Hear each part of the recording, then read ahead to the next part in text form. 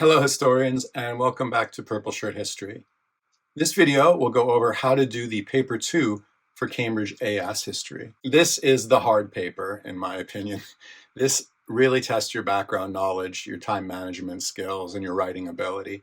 If you can do the paper 2 and score well, you're going to be in great shape when your marks come in. The part A needs to be done very quickly, in about 17 minutes, and the part B requires a lot of knowledge in writing. Before we get to the content, please just take a second to like and subscribe so other students can find this video in this gigantic platform of YouTube.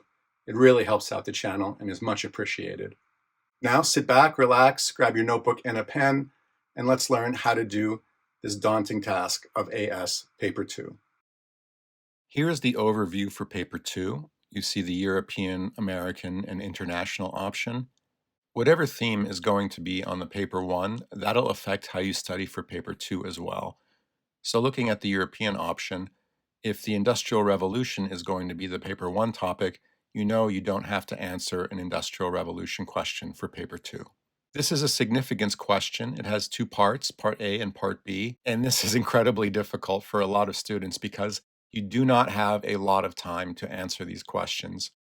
I would say the Part A of Paper 2 is probably the hardest part of any question that you'll have to answer at this level.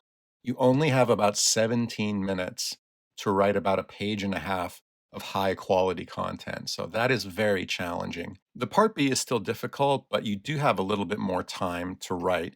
I would say you have twice as much time as the Part A to get that balance and the significance of factors on each side. The relative weighting of factors in Part B is something that you're used to thinking of Paper 1 at IGCSE, the Part C. It's more in-depth and complex than that, but it does give you a little bit of background as to have a balanced answer using significance as your main criteria. I'm showing you the mark scheme for this paper because I've had to go over it so many times with students, much more than in the Paper 1, so I didn't include them in that video. But level 3 is the most common level for answers for Paper 2 because it's incredibly difficult for a lot of students to look at the second bullet point of level 4. Answer demonstrates a clear understanding of the connections between causes. Linking your ideas together is so critical to get to the top level. That's what separates that level 3 from the level 4, and that's where most students fall short. If you can link your 3 paragraphs together for the Part A, you are going to be head and shoulders above, I don't know, maybe 90% of the students. Please practice that skill of how to link one paragraph to the next. If you're going to talk about politics in the first paragraph, then link it to the next paragraph, which could be about economics. Think how your point can cover both politics and economics. In the third paragraph, so you're going from economics to culture or religion or something like that. Talk about how the economics impacted the society, the religion, the culture, and so on. Then you can put it all together in your conclusion to have a strong evaluation and get those high marks. Now on to the part B of the question.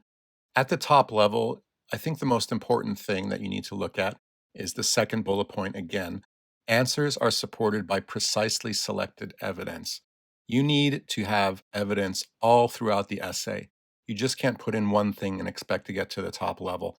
You need 3 or 4 good things for each point that you make, and then have a great explanation for all of that and see how it all links together. So, very difficult to do for a lot of students. I really believe that if you can do this, you can do anything.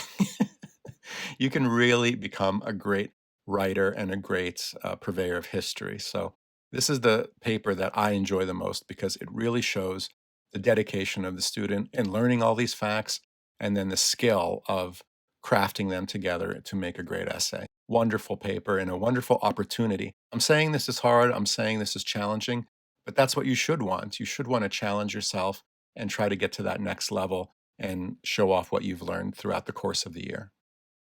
I'll briefly go over a past paper with you just to give you the key elements. There's not much to show because there's just 1 or 2 sentence questions and the rest is up to you. It's really sink or swim. The cover page here is the key information, an hour 45 minutes. So you need to answer 2 questions from one section, both parts of the question, obviously. So an hour and 45.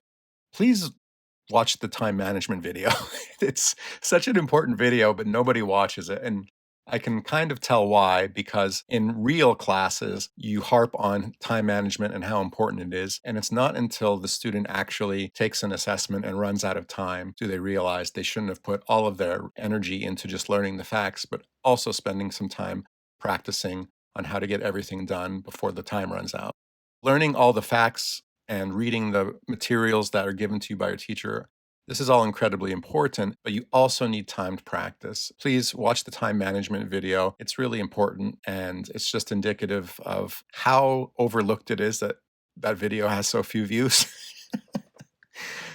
Everybody wants to know the knowledge, but it's not until after you take an assessment and run out of time that you go, oh, I need to work on my time management a lot. This is something that is the key element of being a student who is successful at their Cambridge exams, knowing the stuff, but then being able to write it in the allotted amount of time. So this is it. This is the test paper. This is all you get. For the European option, you have 3 questions. In 2024 summer, the Industrial Revolution was the paper 1. So you have France, you have Germany, and Russia. You need to choose 2 out of those 3 and answer both the A's and the B's. There's nothing there that's going to really help you out all that much. You can underline the keywords to help guide you write your essay, but it's not like the paper 1 where you have a giant pool of information to draw from.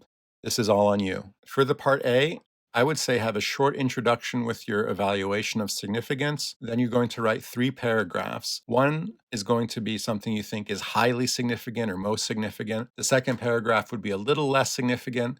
And the third paragraph would be minimally significant or moderately significant. Go from order of significance from the highest to the lowest, then have at your conclusion, bringing it back to what you said in the beginning in the introduction. For the part B, remember, this is AS, not IGCSE.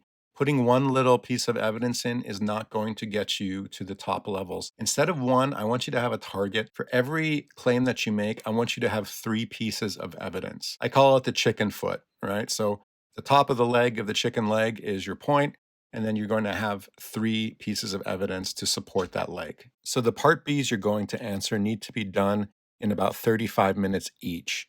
You're going to need 4 richly detailed, evidenced, explained, and linked paragraphs. After all that, you're going to need a conclusion on the significance of the question.